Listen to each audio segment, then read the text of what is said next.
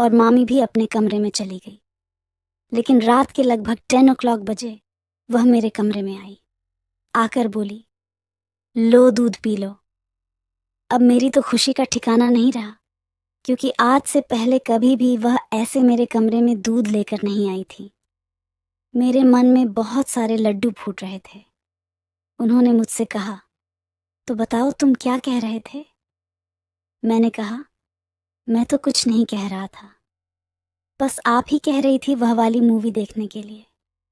वह बोली, फिर देर किस बात की, चलो शुरू करते हैं। हेलो दोस्तों, स्वागत है आपका हमारे चैनल पर। यह कहानी उस समय शुरू हुई जब मैं गर्मियों की छुट्टी में लखनऊ शहर में अपनी नानी के घर घूमने आया हुआ था। मेरे मामा एक कंपनी में जॉब करते थे और घर पर नानी और मामी रहती थी। नानी की तबीयत अक्सर ठीक नहीं रहती थी। उस दिन घर पर मैं मामी और नानी ही थे। मामा जी अपनी जॉब पर गए हुए थे। नानी सोई हुई थी। यह बात उस समय की है जब लोग सीडी प्लेयर पर ही मूवी देखा करते थे। उस दिन मैं सीडी प्लेयर पर मूवी देख रहा था। साथ में मामी थी जो कि नानी की पैरों की मालिश कर रही थी। एक मूवी खत्म हुई तो मैं दूसरी मूवी देखने के लिए दूसरी सीडी डिब्बे में ढूंढने लगा। मेरे हाथ में डब्बे से जो मूवी हाथ लगी, उसके ऊपर एक फोटो लगी थी, जिसे देखकर मैं समझ गया कि यह वो वाली फिल्म की सीडी है। मैंने उस सीडी को अलग रख दिया। सोचा जब सब सो जाएंगे तब मैं उस फिल्म को देखूंगा।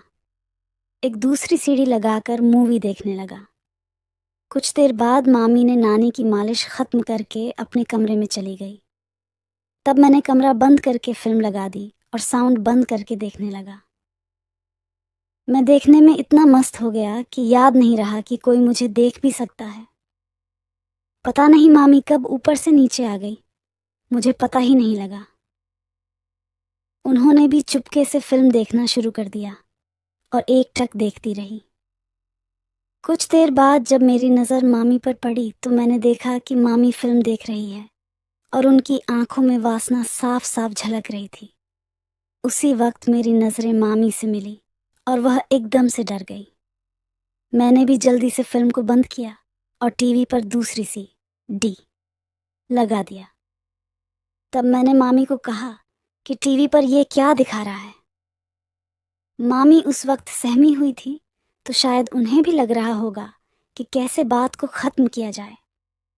उन्होंने कुछ भी नहीं कहा और वह अंदर चली गई। उनके जाने के बाद एक पल के लिए तो मैं डर गया था कि यह क्या बवाल हो गया था। ज़्यादा कुछ नहीं हुआ क्योंकि मामी ने बाद में भी मुझसे कुछ नहीं कहा। फिर उसके बाद वह अक्सर मुझे पूछती रहती थी कि तेरी कोई गर्लफ्रेंड है या नहीं। इस बात से मुझे लगा कि मामी इस बात को समझती हैं कि मैं जवान हो गया हूँ। ऐसे ही कुछ दिन तक चलता रहा। मैं मौका पाते ही मैं मूवी को लगा देता और देखते रहता। एक दिन मैं और मामी बैठकर हंसी मजाक कर रहे थे।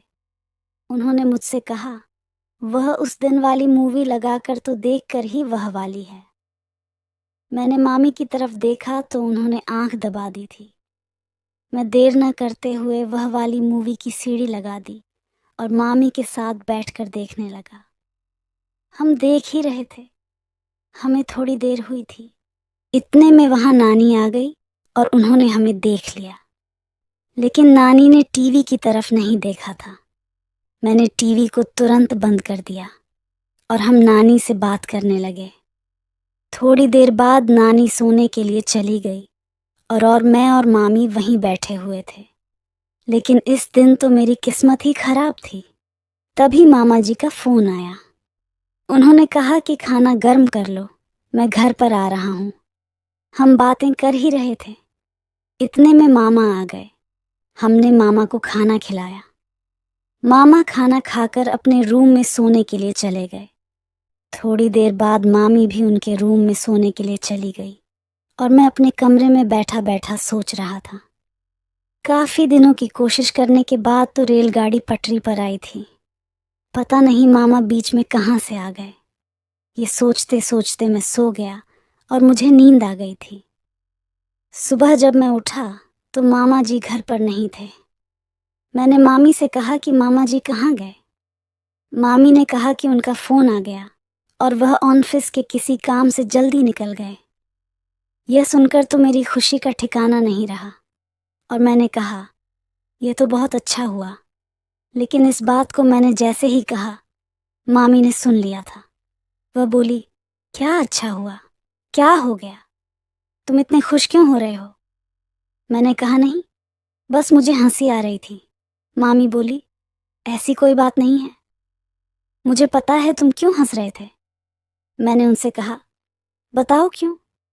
उन्होंने कहा कि तुम्हारे मामा के जाने से। मैंने कहा, ऐसा कुछ भी नहीं है। फिर मैंने मामी से दोबारा पूछा कि आज हम फिर से वह वाली मूवी देख लेते हैं। मामी ने कुछ नहीं कहा। जब शाम हुई और मामी ने खाना बनाया, हम सब ने खाना खाया और नानी अपने कमरे में सोने के लिए चली गई। मैं अपने कमरे में सोने के लिए चला गया और मामी भी अपने कमरे में चली गई। लेकिन रात के लगभग 10 o'clock बजे वह मेरे कमरे में आई।